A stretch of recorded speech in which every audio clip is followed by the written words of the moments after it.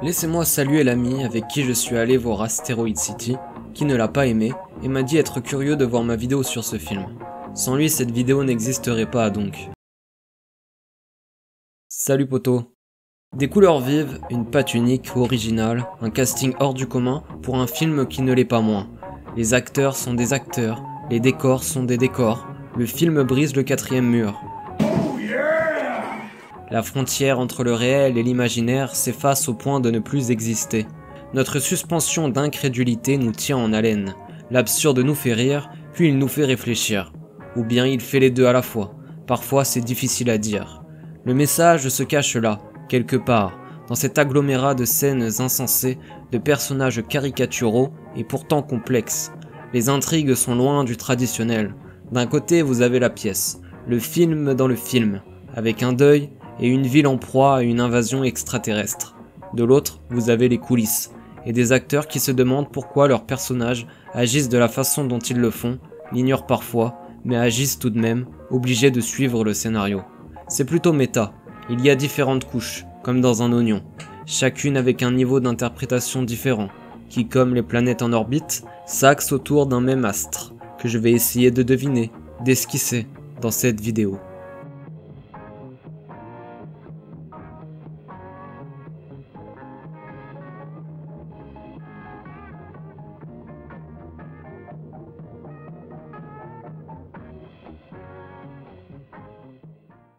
Wes Anderson nous immerge dans un décor de cinéma. Tout paraît faux.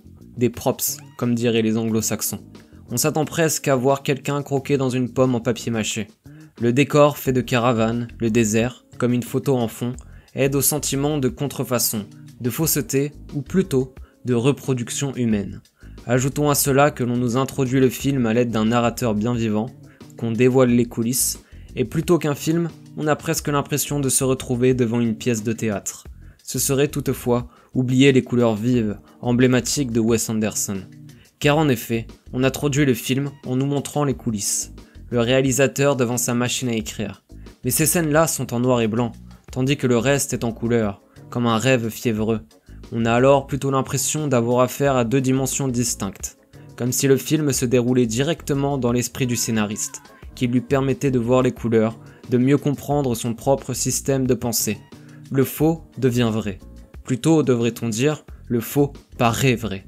C'est la suspension d'incrédulité, utile au spectateur pour s'immerger dans une histoire.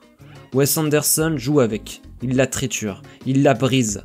Surtout rappelez-vous, semble-t-il dire, que tout ça est inventé. À la limite, vous pouvez penser que le scénariste est réel, mais le reste, c'est son invention, sa création. Alors il faut à la fois comprendre un propos, une signification dans le film, son histoire, ainsi que dans ses coulisses, lorsque l'on voit les personnages redevenir acteurs. Je pense notamment à Augie, le personnage principal, qui affronte un deuil. Augie a du mal à tourner la page. Il cherche un sens à la mort de sa femme. L'acteur derrière le personnage, qui quand il tombe la moustache redevient lui-même, quant à lui se demande pourquoi diable son personnage a posé sa main sur une plaque chauffante, puis retrouve dans la réalité l'actrice qui devait jouer sa femme dans le film. Cette rencontre connecte les deux personnages, Augie et l'acteur qui le joue. C'est sûrement volontaire, parlant de symbolisme, que cette femme ait été coupée au montage. Il a fallu la deviner, la réinventer ou mieux, l'interpréter. Cette quête de sens, c'est le fil directeur du film. Toutes ces intrigues y passent. Le pragmatisme scientifique s'oppose à la foi religieuse. Asteroid City, la ville, s'appelle ainsi parce qu'un astéroïde s'est écrasé en son sein.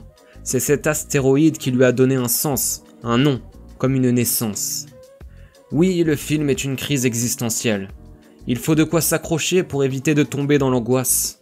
Et cette femme, incarnée par Margot Robbie, est décédée. La falaise s'est affaissée sous les pas de Augie. De la même manière, la voiture est tombée en panne. Il n'est plus possible d'avancer. Alors que faire maintenant? Bip bip, Velocius volatilus.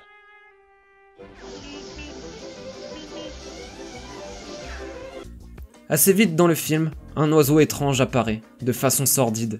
Plus tard, quand un bus arrive, que des enfants en sortent, on apprend que sur le chemin, ils ont écrasé un coyote. Il devient alors évident que Bip Bip a perdu son coyote, qui constituait jusqu'alors sa raison de vivre.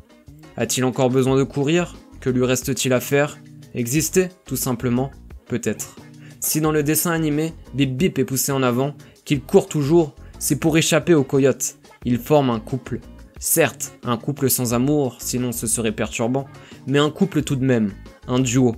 L'un ne peut exister sans l'autre. À l'image de ces policiers qui poursuivent des criminels en voiture et ne s'arrêtent jamais. Dans le monde, dans la vie, nous semble dire le film, nous n'avons que deux alternatives. Poursuivre quelque chose ou échapper à quelque chose.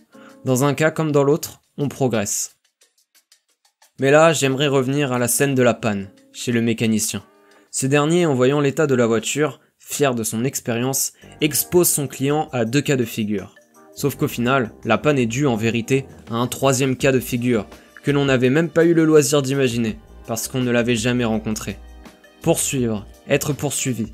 Peut-être y a-t-il une autre voie finalement, se complaire, en épicurien, ou prendre une porte que personne n'avait vue jusqu'à présent. De la même façon, l'acteur qui joue Oggy s'échappe d'une scène clé, pour se retrouver dans les coulisses, comme ça, sans prévenir, sans qu'on le voie venir.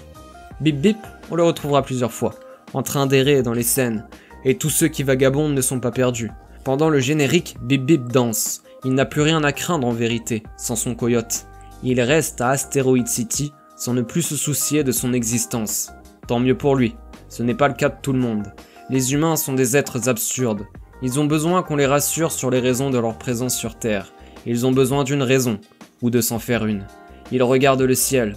Parfois ils y voient Dieu, parfois le vide stellaire, la lumière ou l'obscurité. Les façons de se guider ne sont pas les mêmes. L'arrivée de l'alien vient tout chambouler. Tout et en même temps pas grand-chose, car l'être humain de Wes Anderson est un être figé. Il suffit d'une semaine pour que tout retourne à la normale, pour que même la ville, théâtre de ces événements, redevienne la même qu'au début du film. Seul le nom de la ville, peut-être, changera. La coquille demeure la même, mais ce qu'elle abrite a bien changé. Salut tout le monde, je viens du futur. J'ai l'impression que ce que je dis ici nécessite d'être clarifié. La ville demeure la même, en substance, comme un être humain qui au cours de sa vie sera toujours le même être humain. Même nom, même code génétique. Pourtant, c'est un peu cliché dit comme ça, mais la ville est riche de ses expériences. Elle abandonne ses habitants. Et un événement, l'arrivée de l'alien, la marque. Un peu comme un traumatisme, au point de lui faire changer d'identité. Pour autant, elle continue d'agir comme elle l'a toujours fait. Elle ne se laisse pas perturber. En un mot, elle a tourné la page. Allez, de retour à la vidéo. Ce n'est plus la ville où un astéroïde a atterri, c'est la ville où un alien a posé les pieds. À 2 reprises, pour ensuite ne plus revenir. Par sa seule présence, il a prouvé à ses témoins que l'homme n'est plus seul dans l'univers. Il n'a pas réfuté l'existence d'un dieu, mais il l'a remise en question. Les personnages principaux, par cela j'entends la famille de Oggy, se demanderont sans cesse où est passé l'être aimé, si l'on peut encore l'atteindre. Le paradis affrontera la froideur de l'espace, l'angoisse de l'infini. L'alien, c'est la 4e atteinte de l'ego. Les humains apprennent, à l'image du soleil qui ne tourne pas autour de la Terre, mais bien l'inverse, qu'ils ne sont pas au centre de l'univers. Il y a des mystères qui les surpassent. Ils ne sont plus surpuissants, ils sont une poussière de plus. Le pire dans tout ça, c'est que l'alien, s'il descendait sur Terre, ne venait que pour y faire un inventaire. L'astéroïde, qui pour les humains était tellement important qu'il a fallu ériger une ville tout autour, pour l'alien, a la valeur d'un objet lambda. Pire, il a plus de valeur que les humains, ces derniers l'alien les esquive, il se dérobe en se dérobant, il vole pour ensuite s'envoler. Il n'a pas peur de l'homme et ne lui accorde aucun intérêt. Peut-être une vague curiosité, pas plus que l'humain face à un troupeau de vaches. Comment alors, pour un être doué de conscience, se sentir exister?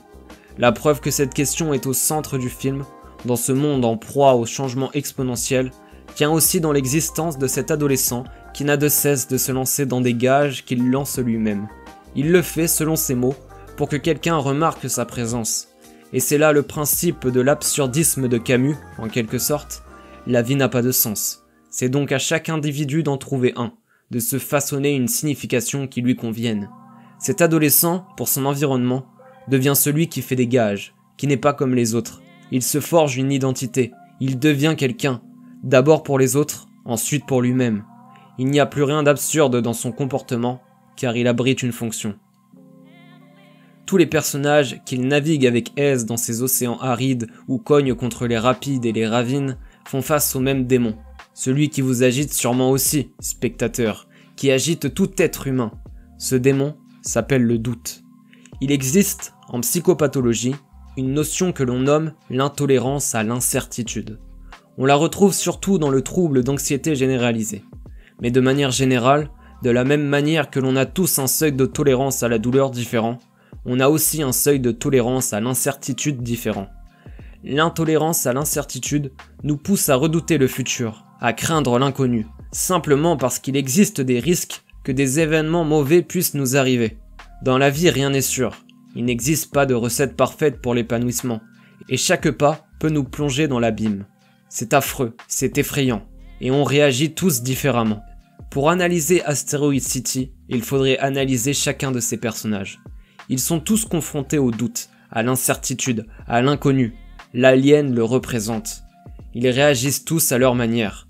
Certains cèdent à la panique, d'autres restent indifférents.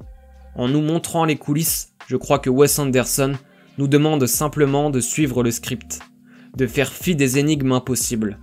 L'incertain, c'est tout ce qui échappe à notre contrôle. Une voiture qui tombe en panne, mais aussi une histoire d'amour.